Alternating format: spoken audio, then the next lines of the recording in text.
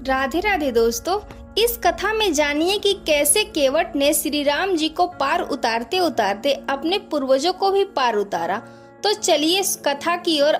जब केवट प्रभु के चरण धो चुका था तो भगवान कहते हैं, भाई अब तो गंगा पार करा दो।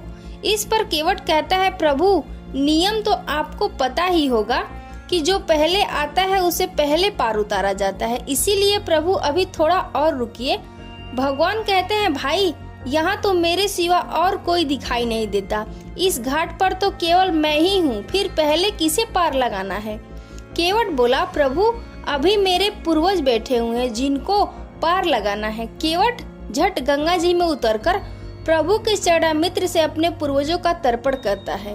धन्य है केवट जिसने अपने परिवार और सारे कुल का उद्धार करवाया। फिर भगवान को नाव में बैठाता है, दूसरे किनारे तक ले जाने से पहले फिर घुमाकर वापस ले आता है।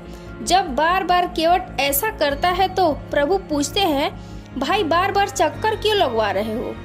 मुझे चक्कर आने लगे। केवट कहता है, प्रभु यही मैं भी कह रहा हूँ, 64 लाख योनियों के चक्कर लगाते लगाते मेरी बुद्धि भी चक्कर खाने लगी है, अब और चक्कर मत लगवाइए। गंगा पार पहुंचकर केवट प्रभु को दंडवत प्रणाम करता है। उसे दंडवत करते देख भगवान को संकोच हुआ कि मैंने उसे कुछ नहीं दिया।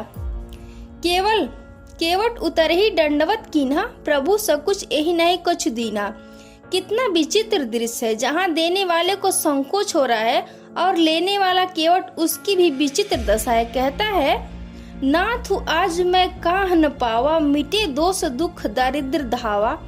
बहुत काल में किन्हीं मजूरी, आज दिन विधि बनी भली भूरी।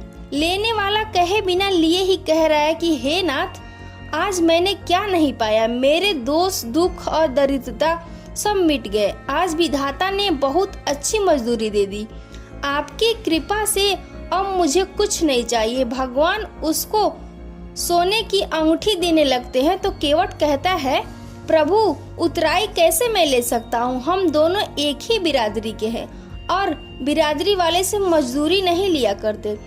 दर्जी से न ले सिलाई, धोबी से न ले धुलाई, नाई से न ले बाल कटाई, फिर केवट से कैसे ले उतराई।